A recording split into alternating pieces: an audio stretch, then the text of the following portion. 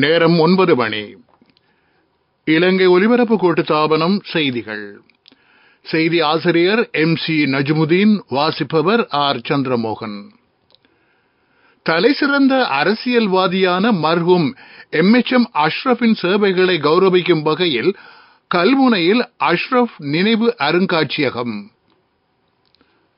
கடந்த வருடங்களை விட இந்த வருடத்தில் தென்மேற்கு பருவ பெயர்ச்சியில் கனமழை. நாட்டின் சில பிரதேசங்களுக்கு மண்சரிவு அபாய எச்சரிக்கை.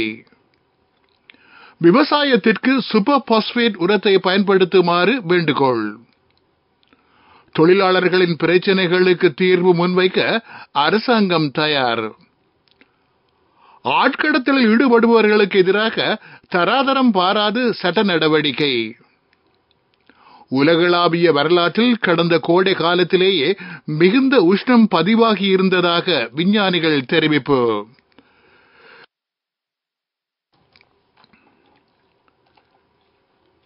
தலைசிறந்த அரசியல்வாதியான ஸ்ரீலங்கா முஸ்லிம் காங்கிரசின் ஸ்தாபகரும் முன்னாள் அமைச்சருமான மர்ஹூம் MHM அஷ்ரஃப் ஆற்றிய சேவைகளை கௌரவிக்கும் வகையில் கல்முனையில் அஷ்ரஃப் நினைவு அருங்காட்சியகம் நிர்மாணிக்கப்பட உள்ளது.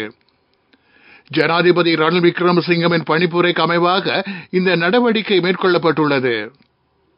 மர்ஹூம் MHM அஷ்ரஃபின் 24வது நினைவு தினத்தை முன்னிட்டு பாராளுமன்ற உறுப்பினர் HMM ஹாரிஸ் மற்றும் முஸ்லிம் சமூகத்தின் வேண்டுகோளுக்கு இணங்க அஷ்ரஃபின் பிறந்த ஊரான கல்முனையில் நினைவு அருங்காட்சியகம் நிர்மாணிக்கப்படும். நிர்மாண பணிகளுக்கு 25 மில்லியன் ரூபாய் ஒதுக்கப்படும் என ஜனாதிபதி தெரிவித்துள்ளார். பணிகளை உடனடியாக ஆரம்பிக்குமாறு அவர் அதிகாரிகளுக்கு பணிப்புரை விடுத்தார். ஆளுமை மிக்க சட்டத்தரணியான MHM அஷ்ரஃப் கிழக்கு மாகாண முஸ்லிம் மக்களுக்கு பெரும் பணியாற்றியுள்ளார். மனித அபிமானம் மிக்க முன்மாதிரியான மக்கள் பிரதிநிதியான இவர் தமிழ், சிங்கள, முஸ்லிம் மக்களிடையே மிகவும் மதிக்கப்பட்டவர் என்பது குறிப்பிடத்தக்கது. தென்மேற்கு பருவப்பெயர்ச்சி மழை அடுத்த வாரத்தில் அதிகரிக்கும் என்று வளிமண்டலவியல் திணைக்களம் எதிர்ப்பு கூறியுள்ளது. கடந்த வருடங்களை விட இந்த வருடத்தில் அதிகூடிய மழை பெய்யக்கூடும். குறித்த காலப்பகுதியில் வங்காள விரிகுடாவில் குறைந்த அழுத்தம் விரிவடையலாம் என்றும் திணைக்களம் வெளியிட்டுள்ள அறிக்கையில் குறிப்பிட்டுள்ளது. இந்த அறிக்கையை அடிப்படையாக கொண்டு தேசிய கட்டிட ஆராய்ச்சி நிறுவனம் மண்சரிவு அபாயம் பற்றி ஆய்வுகளை மேற்கொண்டுள்ளது. தென்மேற்கு பருவப்பெயர்ச்சி மழையை தொடர்ந்து நாட்டில் ஏற்படும் அனர்த்தங்களை கட்டுப்படுத்தும் நோக்கில் சம்பந்தப்பட்ட திணைக்கள பிரதிநிதிகளுக்கான விழிப்புணர்வு வேலை திட்டம் இன்று நடைபெற்றது. இதேவேளை நாட்டின் சில பிரதேசங்களுக்கு தற்போது மண்சரிவு அபாய எச்சரிக்கை விடுக்கப்பட்டுள்ளது. பதுளை மாவட்டத்தின் ஹல்துமுல்ல, ஹபுத்தல, எல்ல, ஹாலியல பிரதேச செயலக பிரிவுகளுக்கு மண்சரிவு அபாய எச்சரிக்கை விடுக்கப்பட்டுள்ளது. கண்டி மாவட்டத்தின் உடபலாத்த, உடுநுவர, யட்டிநுவர, கேகாலை மாவட்டத்தின் மாபனல்ல, கலிகமுவ, வரகாப்பல, புலத்கொகு பிட்டிய, கேகாலை, தெகியோவிட்ட, யட்டியாந்தோட்ட, குருநாகல் மாவட்டத்தின் மாவத்தகம, நுரெலியா மாவட்டத்தின் கொத்மல, ரத்னபுரி மாவட்டத்தின் கலவான, ரத்னபுரி, பலாங்கொட, இம்புல்பே ஆகிய பிரதேச செயலக பிரிவுகளுக்கு மண்சரிவு அபாய எச்சரிக்கை விடுக்கப்பட்டுள்ளது. இன்று மாலை 4 மணிக்கு விடுக்கப்பட்ட இந்த எச்சரிக்கை நாளை மாலை 4 மணி வரை அமலில் இருக்கும் என்று தேசிய கட்டிட ஆராய்ச்சி நிறுவனம் தெரிவித்துள்ளது. பொதுமக்கள் மற்றும் நோயாளர்களை நெருக்கடிக்கு உட்படுத்தாத வகையில் தமது தொழில் உரிமைகளை வென்றெடுப்பது தொழிற்சங்கங்களின் பொறுப்பு என்று தொழிற்சங்கங்கள் தொடர்பான ஜனாதிபதியின் பணிப்பாளர் நாயகம் சமன் ரத்னபிரிய தெரிவித்துள்ளார்.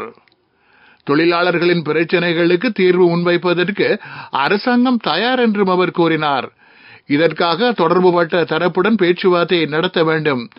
நியாயமான கோரிக்கைகளுக்கு அரசாங்கம் தற்போதைக்கு பதில் அளித்திருப்பதாகவும் சமன் ரத்னபிரிய தெரிவித்தார்.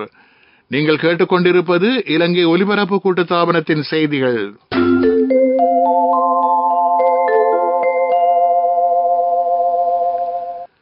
இறக்குமதி செய்யப்படும் சுபிரி உரத்திற்கு பதிலாக சூப்பர் பாஸ்பேட் உரத்தை பயன்படுத்துமாறு விவசாய திணைக்களம் விவசாயிகளை கேட்டுக் கொண்டுள்ளது.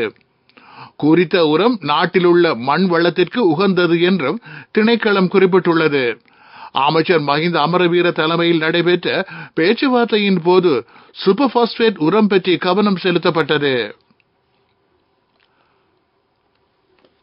ஆட்கடத்தலில் ஈடுபடுபவர்களுக்கு எதிராக தராதரம் பாராது சட்டத்தின் ஊடாக உரிய தண்டனை விதிக்கப்படும் என்று ராஜாங்க அமைச்சர் பிரமித்த பண்டார தெனகோன் தெரிவித்துள்ளார். ரஷ்ய உக்ரைன் யுத்தத்திற்கு ஓய்வு பெற்ற ராணுவ வீரர்களை கூலிப்படையாக பயன்படுத்தி ஆட்கடத்தலில் ஈடுபட்ட சந்தேகத்தின் பேரில் ஓய்வு பெற்ற சிரேஷ்ட ராணுவ அதிகாரி உட்பட மேலும் சிலர் சந்தேகத்தின் பேரில் கைது செய்யப்பட்டுள்ளனர். அவர்களுக்கு எதிராக சட்ட நடவடிக்கை மேற்கொள்ளப்பட்டிருப்பதாகவும் ராஜாங்க அமைச்சர் கூறினார். ஜனாதிபதி ஊடக மையத்தில் இன்று நடைபெற்ற ஊடகவியலாளர் சந்திப்பின் போதே ராஜாங்க அமைச்சர் இந்த விடயத்தை தெரிவித்தார். கொழும்பு கண்டி பிரதான வீதியில் வரகாபுல நகருக்கு அருகில் நிலவும் வாகன நெரிசலுக்கு தீர்வாக முன்மொழியப்பட்டிருக்கும் மாற்று வீதியின் நிர்மாண பணிகளை விரைவுபடுத்துமாறு ராஜாங்க அமைச்சர் ரஞ்சித் சியம்பலா பிட்டிய அதிகாரிகளுக்கு ஆலோசனை வழங்கியுள்ளார். நாட்டில் நிலவிய பொருளாதார நெருக்கடியின் காரணமாக குறித்த வீதியின் நிர்மாண பணிகள் இடைநிறுத்தப்பட்டிருந்தன. இந்த வீதி சம்பந்தமாக ஜனாதிபதியின் செயலாளரின் தலைமையில் அண்மையில் பேச்சுவார்த்தை நடைபெற்றது. இதேவேளை ராஜாங்க அமைச்சரின் தலைமையில் மற்றொரு பேச்சுவார்த்தையும் நடத்தப்பட்டது. இதன்படி ஜூலை மாதம் 15ஆம் தேதிக்கு முன்னர் நிர்மாண பணிகளை ஆரம்பிப்பதற்கு திட்டமிடப்பட்டுள்ளது.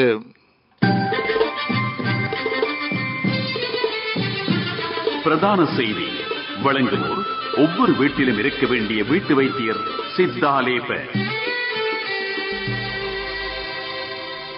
கொழும்பு மற்றும் சன நெரிசல் நிறைந்த பிரதேசங்களில் வெள்ளப்பெருக்கை கட்டுப்படுத்துவதற்காக 7 விசேட செயற்திட்டங்கள் நடைமுறைப்படுத்தப்பட உள்ளன. இதன்படி கொழும்பிலுள்ள வடிகான்களை முகாமைத்துவம் செய்வதற்கு 295 மில்லியன் ரூபாய் ஒதுக்கீடு செய்யப்பட்டுள்ளது. இந்த செயற்திட்டத்தை விரைவுபடுத்துமாறு அமைச்சர் பிரசன்ன ரணதுங்க அதிகாரிகளுக்கு ஆலோசனை வழங்கியுள்ளார். குறித்த 7 செயல் திட்டங்களும் 3 கட்டங்களின் கீழ் நடைமுறைப்படுத்தப்படும்.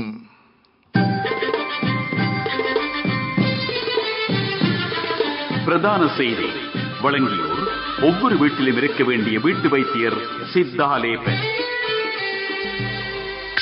உங்கள் கவனத்திற்கு நாடளாவிய ரீதியில் மழையுடன் கூடிய வானிலை நிலவுவதனால் டெங்கு தொற்று அதிகரிக்கும் அபாயம் ஏற்பட்டுள்ளது. அண்மை காலமாக அதிக அளவான டெங்கு நோயாளர்கள் இனம் காணப்பட்டிருக்கிறார்கள். மக்கள் இது விடயத்தில் மிகுந்த அக்கறை செலுத்த வேண்டும். டெங்கு நுளம்புகள் பெருகாத வகையில் சுற்றுப்புற சூழலை சுத்தமாக வைத்துக் கொள்ள வேண்டும் என்பது கோரிக்கையாகும். உலகச் செய்திகள்.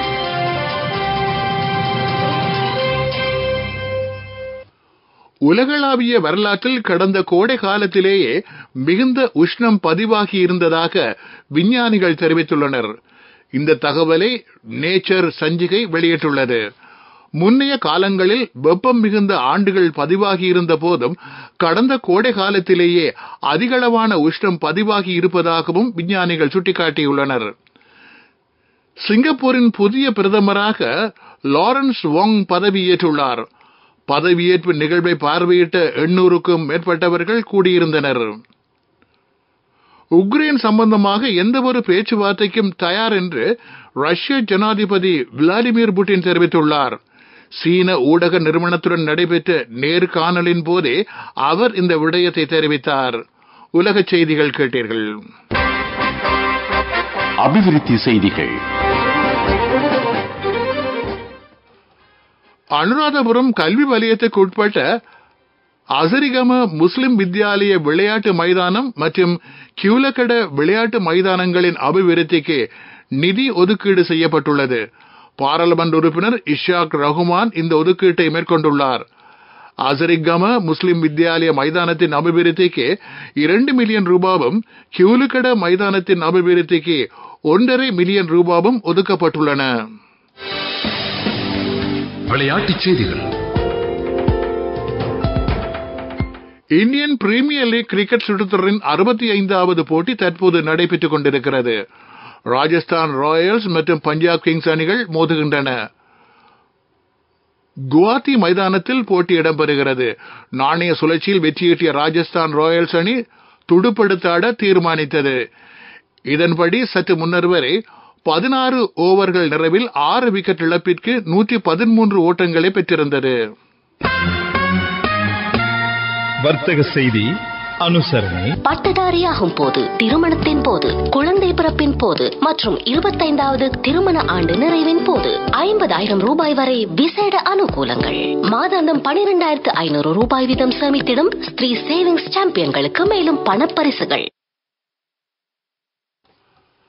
17,750 கோடி ரூபாய் பெறுமதியான திரைசேரி முறைகள் வெளியிடப்பட்டுள்ளன.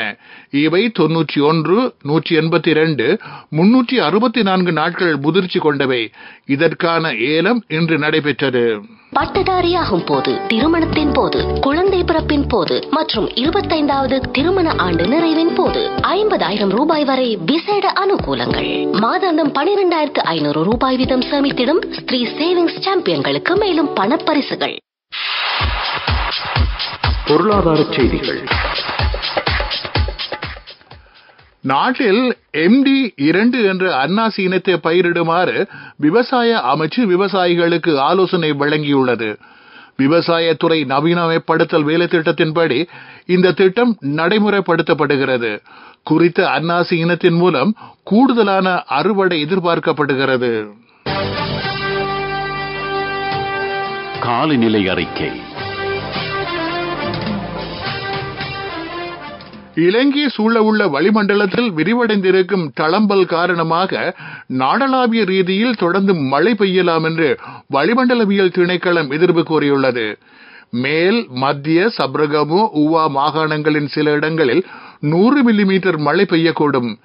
மேல், தென் கரையோர பிரதேசங்களில் நாளை காலை வேளையிலும் மழை பெய்யலாம். இடியுடன் மழை பெய்யும் போது காற்றின் வேகம் அதிகரித்து காணப்படும் என்று திணைக்களம் விடுத்திருக்கும் அறிக்கையில் குறிப்பிடப்பட்டுள்ளது. காலநிலை அறிக்கை கேட்டீர்கள். மீண்டும் தலைப்புச் செய்திகள். தலைசிறந்த அரசியல்வாதியான மர்ஹூம் MHM அஷ்ரஃபின் சேவைகளை கௌரவிக்கும் வகையில் கல்முனையில் அஷ்ரஃப் நினைவு அருங்காட்சியகம். கடந்த வருடங்களை விட இந்த வருடத்தில் தென்மேற்கு பருவ பெயர்ச்சியில் கனமழை. நாட்டின் சில பிரதேசங்களுக்கு மண் சரிவு அபாய எச்சரிக்கை. விவசாயத்திற்கு சூப்பர் பாஸ்பேட் உரத்தை பயன்படுத்துமாறு வேண்டுகோள். தொழிலாளர்களின் பிரச்சனைகளுக்கு தீர்வு முன்வைக்க அரசாங்கம் தயார். ஆட்கடத்தலில் ஈடுபடுபவர்களுக்கு எதிராக தராதரம் பாராது சட்ட நடவடிக்கை. உலகளாவிய வரலாற்றில் கடந்த கோடை காலத்திலேயே மிகுந்த உஷ்ணம் பதிவாகி இருந்ததாக விஞ்ஞானிகள் தெரிவிப்பு. இத்துடன் செய்திகள் முடிவடைந்தன. எமது அடுத்த பிரதான செய்தி அறிக்கை நாளை காலை 6 மணிக்கு ஒலிபரப்பாகும்.